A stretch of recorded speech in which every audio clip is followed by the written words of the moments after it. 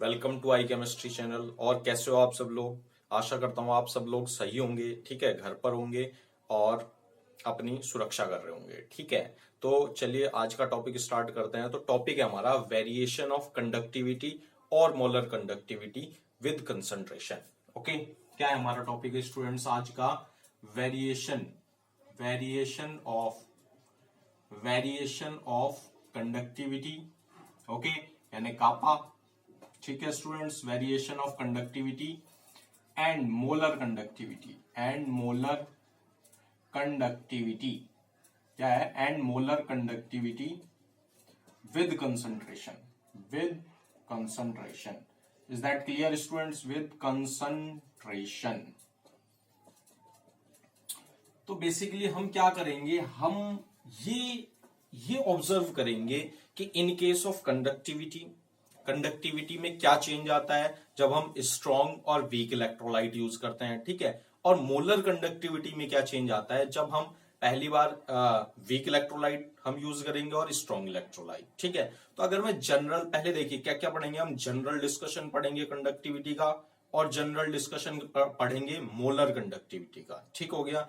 फिर क्या पढ़ेंगे हम? स्ट्रॉन्ग इलेक्ट्रोलाइट के कंपैरिजन में हम केस ऑब्जर्व करेंगे, फिर करेंगे वीक इलेक्ट्रोलाइट के केस में हम मोलर कंडक्टिविटी में क्या चेंज आता है। तो पहले बात करते हैं कंडक्टिविटी की, ठीक है, कंडक्टिविटी की। Okay students, conductivity, okay, conductivity को डिनोट करते हैं कापा से। तो अगर मैं बात करता हूं कंडक्टिविटी और मोलर कंडक्टिविटी दोनों की कंसंट्रेशन में चेंज आता है जब हम चेंज करते हैं कंसंट्रेशन ऑफ इलेक्ट्रोलाइट की कंसंट्रेशन में। जितना चेंज करते जाएंगे मोलर कंडक्टिविटी और कंडक्टिविटी दोनों में चेंज ऑब्जर्व हमें होगा, ठीक है। तो बात करते हैं पहले कंडक्टिविटी। तो कंडक्टिविटी ना हमेशा डिक्रीज होगी, ठीक हो गया, इन केस ऑफ वीक और स्ट्रॉन्ग इलेक्ट्रोलाइट, ठीक है। जैसे जैसे हम स्ट्रॉन्ग और वीक इलेक्ट्रोलाइट की कंसंट्रेशन डिक्रीज करते चले जाएंगे कंडक्टिविटी हमेशा डिक्रीज होगी, ठीक हो गया स्टूडेंट्स। तो देखिए कंडक्टिविटी डिक्रीज, इसका मतलब kappa decreases on decreasing concentration of weak electrolyte and strong electrolyte, ठीक हो गया स्टूडेंट्स। ओके, इलेक्ट्रोलाइट समझ लो पहले। इलेक्ट्रोलाइट वो होता है, वो सब्सटेंस होता है जब उसको किसी आयनिक सॉल्यूशन में, किसी सॉल्यूशन में डिसॉल्व किया जाता है तो वो आयंस में डिसोशिएट हो जाता है, तो वो होता है इलेक्ट्रोलाइट, ठीक है। तो conductivity always decreases on decreasing the concentration of weak electrolyte as well as आपका स्ट्रॉन्ग इलेक्ट्रोलाइट। अब देखिए इसका रीजन क्या होता है, क्योंकि जो होता है ना हमारा कंडक्टिविटी, तो क्या होता है, number of ions per unit volume decrease हो जाते हैं, ठीक हो गया। क्योंकि जो नंबर ऑफ आयंस में डिसोशिएट होगा ना स्ट्रॉन्ग इलेक्ट्रोलाइट, वो पर यूनिट वॉल्यूम मतलब एक यूनिट वॉल्यूम में वो डिक्रीज हो जाते हैं, ठीक है। जो कैरी करते हैं करंट को सॉल्यूशन में, ठीक है, जो करंट को कैरी करते हैं सॉल्यूशन में वो डिक्रीज हो जाते हैं ऑन डाइल्यूशन। ओके, अब एक बात ध्यान रखना स्टूडेंट्स, अगर मैं कंसंट्रेशन डिक्रीज कर रहा हूं, कंसंट्रेशन डिक्रीज करूंगा ना, इसका मतलब क्या होगा, डाइल्यूशन इंक्रीज होगा। ओके, मतलब मैं पानी और मिलाऊंगा, जो भी वो सॉल्यूशन होगा उसमें वो मिलाऊंगा एक्वस सॉल्यूशन, ठीक हो गया। तो कंसंट्रेशन जितनी डिक्रीज करूंगा डाइल्यूशन इंक्रीज होगा, इतनी बात क्लियर है। तो क्या रीजन है इसका? Number of ions per unit volume decreases which carry a current in the solution decreases on dilution, ठीक हो गया स्टूडेंट्स। तो देखिए कंडक्टिविटी क्या है? कंडक्टिविटी एक टाइप की वही तो है कंडक्टेंस, जो कि क्या कंटेन करता है, 1 unit volume of solution contain करता है, ठीक है, जिसमें क्या होता है, दो, जो कि one unit of volume of solution भरा रहता है इलेक्ट्रोलाइटिक सॉल्यूशन में, और जो दो प्लेटिनम इलेक्ट्रोड के बीच की यूनिट डिस्टेंस होती है और उनका जो एरिया ऑफ क्रॉस सेक्शन क्या होता है, वो भी 1 होता है, यानी यूनिट होता है। तो क्या हो गया, देखिए अगर मैं फॉर्मूले की बात करता हूं, जैसा कि मैं आपको लास्ट टाइम बता चुका हूं, कंडक्टेंस जो आपकी कापा है वो एक टाइप से, देखिए कंडक्टेंस क्या है, कंडक्टेंस क्या थी, kappa into A upon L. Is that clear students? तो देखिए एरिया ऑफ क्रॉस सेक्शन 1 होता है इसमें, और लेंथ क्या होती है, दो प्लेटिनम इलेक्ट्रोड के बीच की लेंथ भी यूनिट होती है, तो क्या हो जाएगा, G इक्वल्स टू कापा हो जाएगा, नहीं हो जाएगा? इज दैट क्लियर और नॉट? एक टाइप की कंडक्टेंसी है where area of cross section 1 और यूनिट लेंथ क्या है 1। ठीक हो गया? Is that clear? इतनी बात क्लियर है स्टूडेंट्स? तो कंडक्टिविटी का केस समझ गए। दोनों के केस में स्ट्रॉन्ग इलेक्ट्रोलाइट हो चाहे वीक इलेक्ट्रोलाइट हो, डिक्रीज होगी concentration on decreasing the concentration of electrolyte, क्योंकि number of ions per unit volume decrease हो जाते हैं। ठीक हो गया? कंडक्टिविटी का आप टॉपिक समझ गए। ठीक हो गया? तो अब बात करते हैं हम कि मोलर कंडक्टिविटी क्या होती है और उसमें क्या चेंज आएगा। ठीक है, तो देखिए टॉपिक हमारा मोलर कंडक्टिविटी में क्या चेंज आएगा। ठीक हो गया? जब मैं कंसंट्रेशन डिक्रीज करूंगा या वो, देखिए मोलर कंडक्टिविटी को किससे रिप्रेजेंट करते हैं? लैम्डा एम से रिप्रेजेंट किया जाता है स्टूडेंट्स, जैसा कि मैं लास्ट टाइम आपको बता चुका हूं। तो देखिए मोलर कंडक्टिविटी क्या है हमारी? मोलर कंडक्टिविटी भी एक टाइप की कंडक्टेंस ही है। क्या है students? Molar conductivity is also a conductance of containing, वो क्या कंटेन करता है? V volume of solution. ठीक है, उसमें यूनिट वॉल्यूम नहीं होता मोलर कंडक्टिविटी में, उसमें क्या होता है? V volume of solution contain करता है, जिसमें वो इलेक्ट्रोलाइटिक सॉल्यूशन भरा जाता है वी वॉल्यूम ऑफ सॉल्यूशन में। ठीक है, और दो प्लेटिनम इलेक्ट्रोड्स के बीच की डिस्टेंस तो यूनिटी होती है और उसका जो एरिया ऑफ क्रॉस सेक्शन वो ए कहा जाता है। ठीक हो गया? इज दैट क्लियर और नॉट? ठीक है, तो देखिए ये क्या है? ये भी एक टाइप से क्या था हमारा लास्ट टाइम? क्या आया था? G इक्वल्स टू क्या आया था? Kappa into L upon A equals to kappa आया था। ठीक हो गया? पिछली वाली इक्वेशन से। तो देखिए लैम्डा एम इक्वल्स टू क्या होगा? एक टाइप से कंडक्टेंसी है, मतलब कापा इंटू एल अपॉन ए अपॉन एल आया था, ए अपॉन एल आया था स्टूडेंट्स।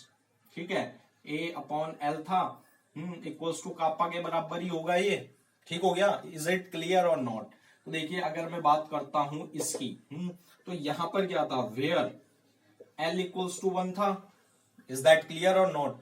भाई लेंथ 1 थी, यूनिट डिस्टेंस अभी मैंने आपको बताई यूनिट डिस्टेंस थी, और जो एरिया जो हो गया अब वो इनफ एरिया था, वो क्या बन गया? Volume of the solution, volume of solution.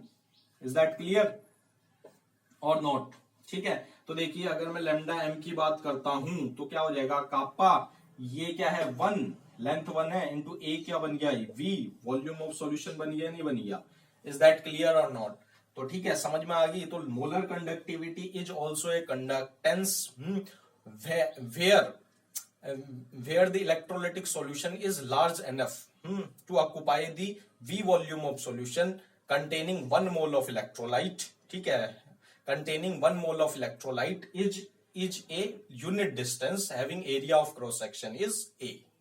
ठीक हो गया? इज दैट क्लियर और नॉट? तो मोलर कंडक्टिविटी अब आप समझ चुके हो। ठीक है, अब बात करते हैं वेरिएशन क्या आता है। ठीक हो गया? तो देखिए पहले जनरल केस करेंगे, स्ट्रॉन्ग और वीक बाद में करेंगे। ठीक है, तो जनरल केस की अगर मैं बात करता हूं तो मुझे ये बात में समझ में आई कि मोलर कंडक्टिविटी वो कंडक्टेंस है जो कि V volume of solution contain करता है 1 मोल ऑफ इलेक्ट्रोलाइट। ठीक हो गया? तो देखिए अब मैं क्या करने जा रहा हूं, अब मैं डिक्रीज मोलर कंडक्टिविटी यानी लैम्डा एम क्या होती है? इंक्रीज करती है। ठीक है, ऑन डिक्रीजिंग द कंसंट्रेशन, ठीक हो गया? तो देखिए लैम्डा एम इन जनरल की बात कर रहा हूं, दोनों के केस में स्ट्रॉन्ग और वीक के केस में, दोनों के केस में इंक्रीज करेगी। ठीक है, बट पहले जनरल देखेंगे। ठीक है, जनरल टर्म ऑब्जर्व करेंगे। तो अगर मैं बात करता हूं कंसंट्रेशन में डिक्रीज कर रहा हूं इलेक्ट्रोलाइट की, ठीक है, मतलब क्या हो गया? देयरफॉर डाइल्यूशन इंक्रीज हो रहा है, डाइल्यूशन इंक्रीज हो गया। ठीक हो गया? तो कंसंट्रेशन अगर मैं डाइल्यूशन इंक्रीज करूंगा तो वी वॉल्यूम ऑफ सॉल्यूशन है, इसका मतलब देखो समझो, मान लो कोई 1 मोल ऑफ इलेक्ट्रोलाइट इतने से वॉल्यूम में क्या कर रहा था? अपने आयंस को ट्रांसफर कर रहा था। अब मैंने डाइल्यूशन करा है, यानी वॉल्यूम बढ़ जाएगा। ध्यान से समझना है, वॉल्यूम बहुत सारा ऑक्युपाई हो जाएगा, इतना बड़ा ऑक्युपाई कर लेगा। तो अब जो 1 मोल ऑफ सॉल्यूशन था तो वो उस ज्यादा वॉल्यूम ऑफ सॉल्यूशन में अपने आयंस देगा, नहीं देगा? इज दैट क्लियर और नॉट? पहले इतने से में दे रहा था, ठीक है, वॉल्यूम हमने बढ़ा दिया, मतलब डाइल्यूशन कर दिया, तो इतने सारे वॉल्यूम ऑफ सॉल्यूशन में अपने आयंस ट्रांसफर करेगा, नहीं करेगा? तो आयंस ट्रांसफर कर रहा है, इसका मतलब क्या? आपकी मोलर कंडक्टिविटी इंक्रीज हो जाएगी नहीं जाएगी। इज दैट क्लियर और नॉट? समझ में आ गया स्टूडेंट्स?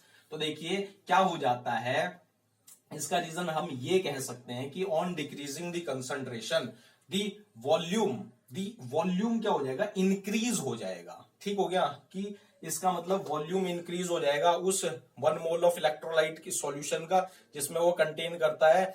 ठीक है, area of cross section A होता है, तो क्या हो जाएगा, उस वॉल्यूम इंक्रीज होने से आयंस का ट्रांसफर और तेजी से होगा। ठीक हो गया, इस वजह से उसकी मोलर कंडक्टिविटी इंक्रीज हो जाती है।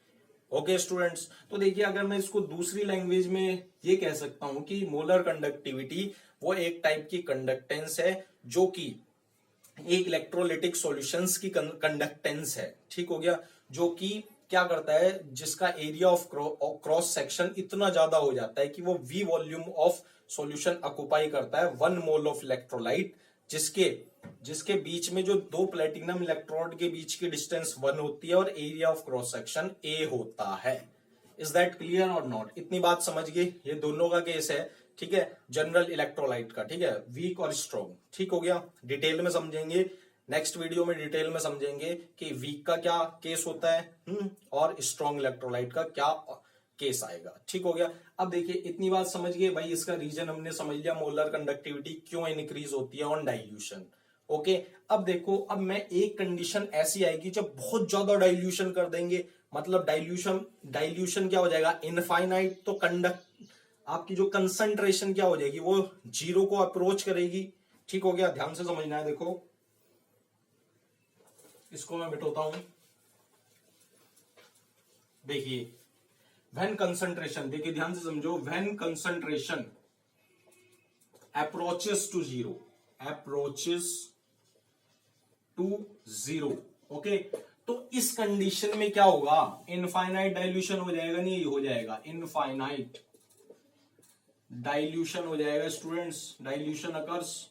ओके, तो देखिए इस केस में क्या आएगा, नया टर्म आता है लिमिटिंग मोलर कंडक्टिविटी। क्या बोलेंगे, this term indicates, this terms indicate, क्या इंडिकेट करता है students, indicate limiting molar conductivity, limiting molar conductivity कहेंगे, लिमिटिंग मोलर कंडक्टिविटी, कंडक्टिविटी कहेंगे उसको। Is that clear students? Limiting molar conductivity कहेंगे और उसको डिनोट कैसे करते हैं, लैम्डा m नॉट से डिनोट करते हैं। Is that clear? इतनी बात क्लियर है? तो यानी इसका मतलब जब इनफाइनाइट डाइल्यूशन हो जाएगा, कंसंट्रेशन अप्रोचेस टू 0, तो उस टर्म को क्या कहेंगे, लिमिटिंग मोलर कंडक्टिविटी कहा जाता है। ठीक हो गया, अब देखिए मैं आपको एक ग्राफ डिनोट कर रहा हूं, उस ग्राफ को मैं डिटेल में समझाऊंगा नेक्स्ट वीडियो में। आप देख लीजिए किस टाइप से वेरिएशन होता है ऑफ स्ट्रॉन्ग और वीक इलेक्ट्रोलाइट का। तो देखिए यहां पर मैंने एक ग्राफ डिनोट करा है, एक्स एक्सिस पे मैंने क्या लिखी है, कंसंट्रेशन लिखी है स्टूडेंट्स। ओके,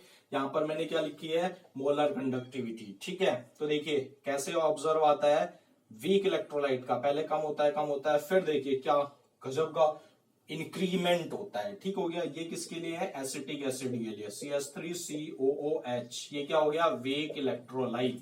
ओके, अब स्ट्रॉन्ग इलेक्ट्रोलाइट में कंसंट्रेशन डिक्रीज हो रही है, तो ये ऐसे इसका क्या आता है, ग्राफ आता है KCl, ये क्या हो गया स्टूडेंट्स, स्ट्रॉन्ग इलेक्ट्रोलाइट।